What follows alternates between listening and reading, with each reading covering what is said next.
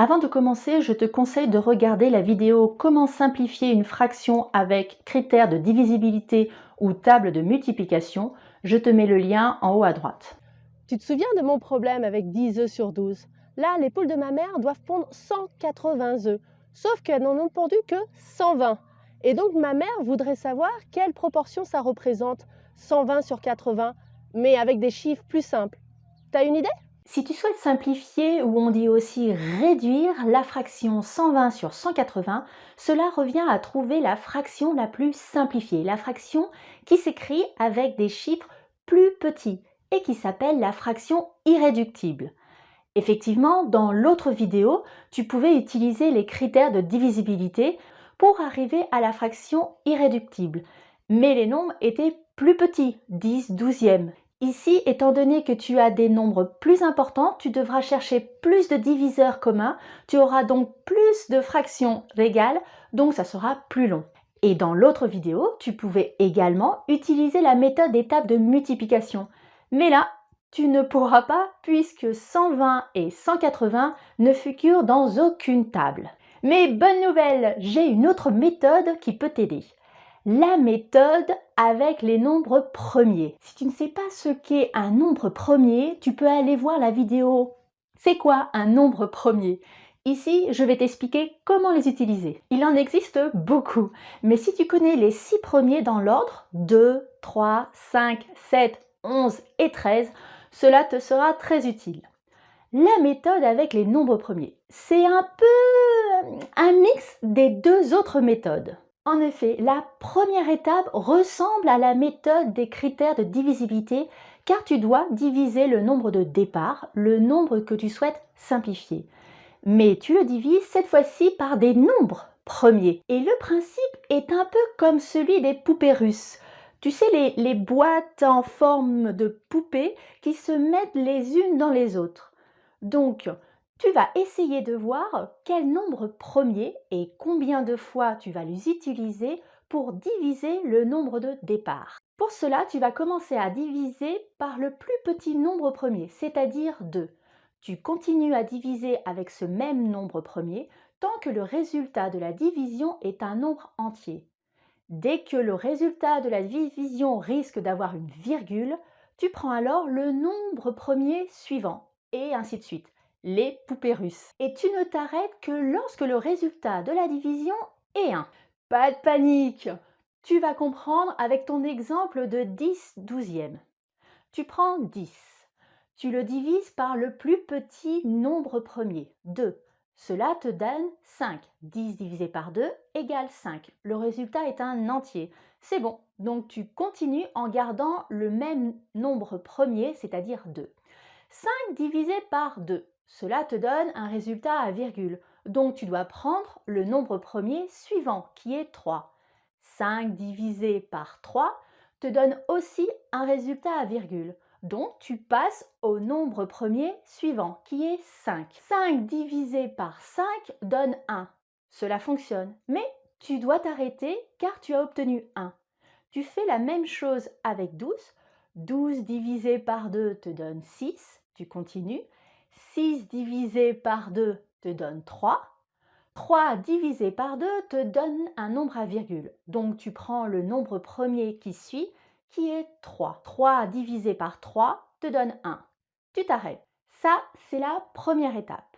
Pour la seconde étape, c'est comme avec la méthode des tables de multiplication, tu vas écrire les nombres premiers que tu as utilisés sous la forme de facteurs, c'est-à-dire une succession de multiplications. Donc tu écris que 10 peut se décomposer en 2 fois 5 et 12 en 2 fois 2 fois 3. Étant donné que tu cherches à simplifier la fraction 10 douzièmes, tu vas écrire les deux décompositions l'une sur l'autre, comme ceci. Tu te retrouves avec des multiplications au numérateur et au dénominateur, donc tu regardes si tu as le même chiffre que tu pourrais retirer en haut et en bas. Tu constates que tu peux retirer qu'un seul 2. Il te reste alors 5 sur 2 fois 3, ce qui revient à la fraction 5 sur 6, 5 sixièmes. Et c'est cette fraction qui est la fraction finale, la fraction irréductible. Tu vois, grâce à la méthode des nombres premiers, tu ne passes pas par des fractions intermédiaires et tu as la fraction irréductible directement, après avoir éliminé au numérateur et au dénominateur le ou les nombres premiers en commun. C'est pas génial ça? Ok, j'ai compris. Et pour les œufs des poules de ma mère? Je vais les utiliser pour te montrer comment rédiger en mathématiques. Pour simplifier 120 sur 180 par décomposition en nombres premiers, il faut d'abord que tu décomposes les deux nombres séparément en faisant des divisions avec la liste des nombres premiers au brouillon. Et après, pour la fraction, tu reporteras sur ta copie les nombres premiers utilisés sous forme de multiplication au numérateur et au dénominateur. Je te rappelle la liste des nombres premiers à connaître: 2, 3, 5, 7, 11 et 13. Alors tu commences. Tu écris 120. Tu traces un long trait vertical comme pour une division, mais tu ne traces pas le trait horizontal qui est en dessous du 2. Car au lieu de mettre le résultat de la division à cet endroit, tu vas le placer sous le nombre de départ, à gauche. Tu pourras ainsi enchaîner avec la division suivante. Donc, 120 divisé par 2 égale 60. Tu le places à gauche et tu essayes avec toujours le même nombre premier 2.